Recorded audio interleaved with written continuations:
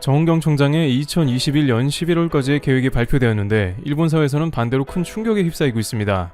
왜냐하면 기존의 언론들이 보도하는 것과는 달리 정반대로 진행되는 증거들이 속출하고 있기 때문인데요. 특히 mRNA 백신으로 가장 효과 있는 백신을 생산한다는 화이자의 일본 백신 관련한 발표에 관심이 쏠립니다. 일본 마이니치 신문에 의하면 일본에 원래 6월까지 모두 입고되기로 한 화이자 백신 1억 4천만 도스 계약이 2021년 6월이 아니고 2021년 말까지로 계약이 수정되었다는 소식에 현재 적지 않은 파문이 생기고 있습니다. 화이자 측에서 일본 정부와의 기존 계약을 뒤집어버린 게 아니냐는 추측도 나오고 있습니다. 그 와중에 일본 정부가 관련 보도자료를 신문사들에 그대로 배포하는 문서까지 등장해 논란이 된 것이죠. 이는 당장 일본 정부의 백신 배포 계획에 엄청난 차질이 생기고 있음을 의미하고 있다고 전해집니다. 백신 쿠폰을 비롯해 마이넘버 카드 등으로 가뜩이나 백신 접종이 오래 걸리는 일본에서 다국적 글로벌 회사의 계약이 약속을 의미하지 않았다는 뉴스는 큰 충격에 휩싸일 만한 것입니다. 화이자 백신은 글로벌 백신 공급에서 원료 부족 등 각종 공급 문제가 생겼으며 미국과 유럽 등의 공급도 부족하여 일본에는 약속한 물량을 제 시간에 공급하기가 매우 어려워졌다고 일방적으로 통보한 것으로 판단됩니다. 그런데 지난 12월 일본 산케이 신문을 비롯한 일부 언론은 스가 총리의 백신 플랜에 대해 보도한 바 있습니다. 스가 총리는 백신 없는 올림픽은 없다고 이야기했으며 도쿄올림픽이 전국민 백신 접종이 순조롭게 진행되면 6월까지 모든 국민이 접종이 완료되어 올림픽을 안전하게 치를 수 있을 것이라고 장담하기도 했습니다. 이른바 안심올림픽이라고 하는 것이 이와 같이 일본의 백신이 제대로 공급되는 것에 기인한 것이죠. 또한 불과 5일 전만 해도 사카이 관방 부장관 역시 백신은 제대로 공급될 것이라고 다시 한번 확인을 했습니다. 그런데 화이자 측에서 이러한 일본 정부의 기존 플랜을 정면으로 반박하며 백신 공급의 문제를 지적한 것이죠. 지금까지 일본 언론에서는 백신을 계약했으므로 공급이 전혀 문제없을 것이라고 보도해왔습니다. 반대로 한국은 백신 계약을 시작도 안 했다면서 글로벌에서 뒤처졌다는 보도가 나가고 있었습니다. 그러나 이는 단순히 계약이었을 뿐 공급 보장도 아니고 6월 안에 접종이 사실상 불가능하게 됐다는 것입니다. 그런데 막상 백신 공급이 늦어지고 있다는 한국에서는 정반대의 엄청난 소식도 전해지고 있는 상황입니다. 한국은 백신 계약대로 공급이 이루어지는데 그럴 수 있는 결정적인 이유가 있다고 전해지고 있습니다. 일본은 문제가 있는데 한국은 왜 문제가 없냐는 의문이 드는데 이와 관련해 당국은 놀라운 답변을 합니다. 초반에는 한국이 백신 계약이 늦고 글로벌 백신 확보가 너무 늦는 게 아니냐는 지적이 잇따랐습니다. 정은경 청장은 여러 차례 백신을 고르는데 신중하고 온 국민이 안전하게 접종할 근거를 모으고 있다고 했습니다. 질병관리청은 과학적 근거에 기반한 안전성과 사회적 약자가 배제되지 않는 형평성과 공정성, 알기 쉽고 투명한 정보를 제공하는 투명성에 기인해 백신 선택 및 공급에 신중하겠다고 밝힌 바 있습니다. 당연히 백신은 신중하게 접종되어야 하는 문제이지만 한국 당국이 너무 굼뜬다는 비판도 나왔습니다. 일부 일본 언론에서는 한국이 백신이 늦게 들어오며 심지어 가장 꼴찌로 접종이 끝나는 게 아니냐고 했습니다. 그런데 이번 주 질병관리청에서 업그레이드해서 발표한 백신 플랜은 일본이 보기에도 놀랄만한 수준이었습니다. 우선 한국은 백신 공동구매 배분을 위한 국제 프로젝트인 코백스 퍼실리티 및 아스트라제네카, 얀센, 화이자, 모더나 등 개별 제약사와 백신 구매 계약을 체결하고 총 5,600만 명 분을 확보했음을 다시 확인했습니다. 위 제약사는 한국의 공급이 문제가 없음을 확인했고 애초에 무리한 계약이 아니었음이 확인된 것입니다. 즉 화이자에서는 일본에서는 너무 많은 물량을 계약했기 때문에 6월까지의 공급이 부족하다고 발표했지만 한국과 계약한 물량에 대해서는 전반적으로 문제가 없다는 기존 입장을 다시 한번 확인한 것입니다. 그런데 여기서 정은경 청장은 기존 백신에 더해서 노바백스와도 2천만 명분을 추가로 들여오기 위한 계약을 거의 완료한 상태라고 전하고 있습니다. 그런데 여기서 중요한 점은 노바백스를 위탁 생산한다는 점입니다. 이는 애초에 공급 차질이라는 자체가 생길 수 없는 것이 원료만 주면 한국에서 백신을 생산해내기 때문입니다. 이 방식은 글로벌 제약사들이 사실상 가장 선호하는 방식인데 운반의 어려움도 상당히 덜 수 있기 때문이죠. 그러나 이렇게 백신 위탁 생산을 원하는 만큼 자유롭게 할 수 있는 바이오 강국은 전 세계에서 많지 않습니다. 바로 이때 한국은 SK바이오, 녹십자 등 기존의 코백스와도 협업을 하는 글로벌 백신 생산 업체들이 있었던 것이죠. 따라서 일본과는 차원이 다르게 백신 공급에 있어 캐파가 흔들리지 않은 모습을 보여준 것입니다. 이러한 안정적인 백신 공급 라인 가운데 정부는 2021년 안전한 일상을 찾는 계획까지 구체적으로 발표했습니다. 보건복지부는 위험군에 따라 사회적 거리두기를 개편하고 면역 형성 시기에 맞는 정책도 수립하고 있습니다. 정은경 총장은 11월까지 백신 접종을 70% 이상 맞춰 집단 면역을 형성하는 것을 목표로 하고 있다고 밝혔습니다. 일본의 경우에는 백신 공급 라인 자체가 무너졌기 때문에 한국과 같은 가이드라인이 존재하지 않습니다. 당장 도쿄올림픽 이전에 백신 접종은 둘째치고 언제 누가 백신을 맞느냐도 하나도 정해지지 않았습니다. 상황이 이러자 일본 정부는 지난주 갑작스럽게 태도를 바꿨는데요. 백신 접종 장관으로부터 부임된 고노다로 장관은 백신 접종 계획은 백제나 다름없다, 아무런 계획이 정해지지 않았다고 일본 정부 입장을 반박했습니다.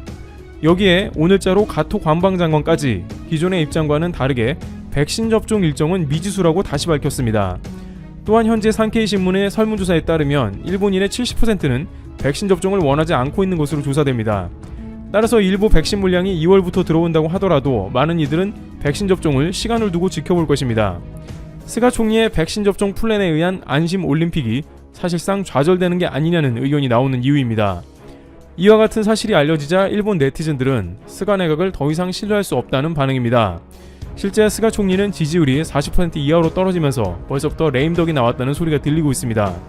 일본 총리가 지지율 40% 이하라는 것은 차기 선거에 출마하기가 어렵다는 뜻이 되기 때문입니다. 일각에서는 코로나 책임으로 지지율이 급락한 스가 총리가 그 책임을 고노다로 장관을 임명해서 미루려 한다면서 아베 총리가 코로나 책임을 스가 총리에게 미뤘듯이 누군가 계속 잘못을 떠넘기고 있는 회전 초밥 레이스가 일본 내각에서 지속되고 있다는 의견도 나오고 있습니다. 또한 여기에 기존의 일본 정부보다 뒤처지는 것이 한 가지 있었는데 이마저도 보완된다는 뉴스도 나왔습니다. 지금까지 한국에서 단계별 방역을 잘 수행하도록 협조한 자영업자들에 대한 손실보상제 검토에 들어간다는 것입니다. 일부 자영업자들은 정부가 단계를 올렸음에도 불구하고 업장 폐쇄만 했지 이렇다 할 보상은 없다고 주장했습니다. 일본의 경우 식당이 단축 영업에 협조할 시에 하루에 최대 6만엔까지 지급을 하는 방안이 나왔습니다. 한국은 일본보다 뒤처진다는 평가가 있었습니다. 이에 정부는 손실보상 법제화를 추진 중이며 기재부가 난색을 표했음에도 불구하고 다시 한번 문재인 대통령이 이를 검토해달라고 요청한 것입니다. 일본은 물론이고 호주와 독일 등 선진국에서는 매출의 80%를 책임져주는 정부 보상이 잇따랐습니다. 따라서 일부 언론에서는 기재부에서 공간을 열어 자영업자를 보상해야 한다는 의견도 제기되었습니다. 마침 한국은 최근 사상 처음으로 1인당 국민소득이 G7 국가를 넘어서는 것으로 발표가 나왔습니다. 이탈리아의 1인당 국민소득은 지금껏 한국을 앞서와서 한국은 7위권에 들어있는 적이 한 번도 없었습니다. 그러나 이번 코로나 사태로 인해서 이탈리아가 마이너스 7%의 경제 성장률을 기록해 한국보다 낮아졌다는 것입니다. 이탈리아는 경제에서 관광 등 서비스업이 차지하는 비중이 높아 수출 중심의 한국보다 코로나19 타격을 더 크게 받은 결과입니다. 반면 한국은 반도체 등 제조업 수출이 11월, 12월에 5에서 10%가량 증가하면서 사상 최초로 G7 자리를 꿰차게 된 것으로 보입니다. 한국의 경제 규모 순위도 올라갈 전망입니다. 국제통화기금 IMF의 세계 경제 전망 보고서를 보면 2020년 한국의 GDP는 1조 5,868억 달러로 전 세계에서 10번째가 될 것으로 나타났습니다. 이는 2019년의 12위보다 2단계 상승한 것입니다. 전년도에 한국보다 앞섰던 브라질과 러시아는 각각 12위와 11위에 그칠 것으로 예상됐습니다. 이와 같이 한국은 처음에는 일본에 비해서 방역을 비롯해 백신도 제대로 준비가 안 됐다는 비판이 나왔으나 결국에는 모든 상황에서 일본을 뛰어넘으며 가장 먼저 코로나와 경제를 회복할 것이라는 전망이 쏟아지고 있습니다. 트래블튜브 여기서 마치겠습니다. 감사합니다. 이란이 한국의 유조선을 납포한 지 3주째 접어들고 있습니다. 이란은 납포의 이유로 해양 오염을 들고 있지만 그게 진짜 이유가 아니란 건 모두가 알고 있습니다. 가장 설득력이 있는 이유는 한국 측이 원유 대금을 묶어두고 있기 때문입니다. 현재 RBK 기업은행과 우리은행에 묶여있는 원유 수출 대금은 70억 달러, 우리 돈 7조 7,600억 원가량입니다. 미국의 제재로 인해서 송금하지 못한 것입니다. 또 다른 이유로는 바이든 행정부와 이란 해가비 협상 재협상을 앞두고 미국의 핵심 동맹국인 한국의 선박을 납포했다는 것입니다. 이란 해가비는 2015년 7월 14일 이란과 유엔 안전보장이사회 5개 상임이사국과 독일, 유럽연합이 함께 체결한 협정입니다. 이란이 핵무기 개발과 핵활동을 중지하면 국제사회는 이란에 대한 경제 제재를 푼다는 내용이 주요 뼈대입니다. 이란이 노리는 게 미국과의 재협상이라는 분석은 꽤 타당해 보입니다. 상황이 이렇다 보니 미국과 이란은 걸프 해역에서 서로 핵심 군사력을 과시하고 있죠. 이란 혁명수비대는 탄도미사일 여러 발을 발사해 1800km 거리의 인도양 북부 아라비아해에 있는 표적을 성공적으로 명중했다고 공식 발표했습니다. 아라비아해는 걸프 해역과 바로 이어지는 바다입니다. 미국의 영향력이 큰 바다이기도 합니다. 이어서 혁명 수비대 대공사령부의 정보 시스템이 가상 적함의 위치를 파악해 이 정보를 받은 장거리 탄도 미사일 기지에서 여러 급의 미사일을 쐈다라고 부연 설명했습니다. 이란 국영 방송들은 이들 탄도 미사일이 이란 중앙 사막의 지하 기지에서 발사돼 해상 표적에 명중하는 동영상을 계속 내보냈습니다.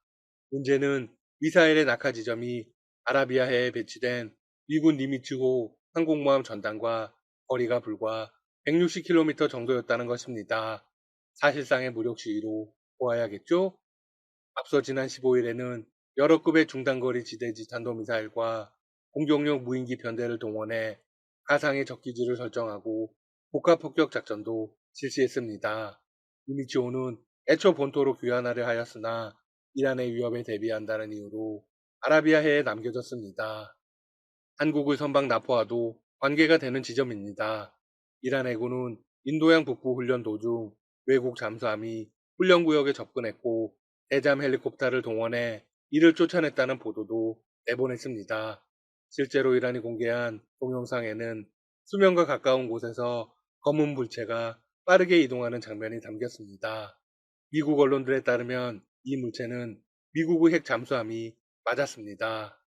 지난달 걸프 해역에 긴급 배치된 이 핵잠수함 조지아호였습니다. 폭스뉴스에 따르면 조지아호가 이란군의 훈련 구역에 우연히 진입한 게 아니라 이곳에서 은닉 기동을 하고 있었던 것입니다.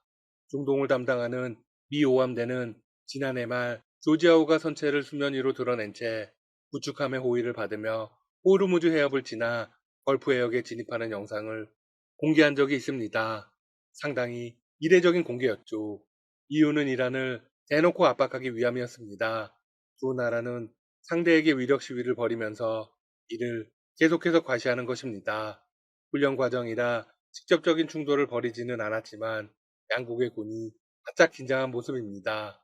물론 두 나라가 전면전을 할 가능성은 희박합니다. 무엇보다 이란이 먼저 미국을 자극할 가능성은 낮습니다.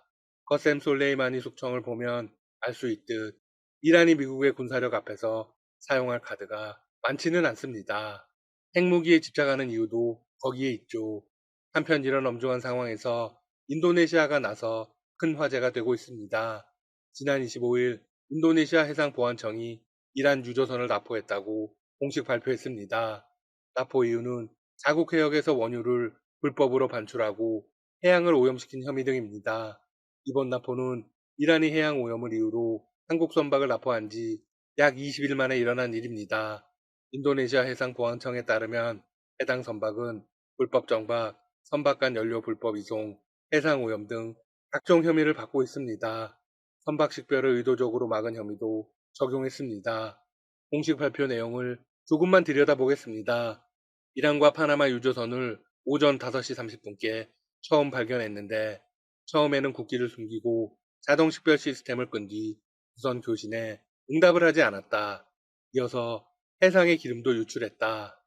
인도네시아 해상보안청은 추가 조사를 위해 유조선을 바탐섬으로 호송했다고 밝혔습니다. 주요 외신들은 이란과 파나마 유조선이 해상에서 몰래 기름을 옮겨 싣는 식으로 원유를 거래한 것으로 보고 있습니다. 이란은 미국이 2019년 이란 석유 수출을 전면 금지하는 대이란 제재를 발표하자 주로 제3자 재판배 등의 정식 경로를 우회하는 회색 시장에서 석유를 내다 팔고 있습니다. 통상 이란 원유는 중국 등의 해상 환적 방식으로 사갑니다. 유조선끼리 자동 식별 시스템 추적 센서를 끈 채 해상에서 만나 원유를 옮기는 방식이죠. 자동 식별 시스템 센서는 선박 간 충돌 방지, 조난 등 위급 상태 대비 등을 위해 켜놔야 하는 게 원칙입니다. 인도네시아가 이 불법 현장을 잡은 것입니다. 이란이 한국 선박을 이유 없이 납치한 것과는 상황이 다릅니다. 선박 추적 시스템인 마린 트래픽에 따르면 이번에 납포된 이란 유조선은 지난 12일 인도 싱가포르 일대에서 식별장치 신호가 잡혔고 이후에는 기록이 없습니다. 두 선박의 선원은 총 61명으로 무구만 채로 조사 중에 있습니다. 한편 한국 정부는 이란과 어떤 협상을 벌이고 있을까요? 우선 한국 측은 해당 문제를 조속히 해결할 수 있을 것으로 기대한다는 입장입니다.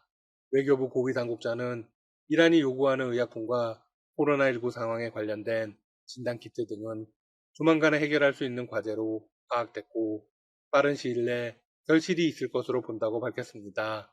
무엇보다 미국의 새 행정부의 기대를 걸고 있습니다. 선박의 억류 문제와 이란 자금의 동결 문제가 얽혀 있거나 연계돼서는 안 된다는 것이 원칙이기는 합니다.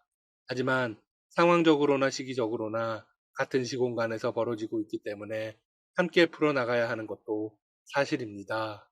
동결 자금을 해결하는 데는 어느 정도 시간이 필요한 것이 사실이지만 미국 정부가 협의할 의지가 그 어느 때보다도 높다고 합니다.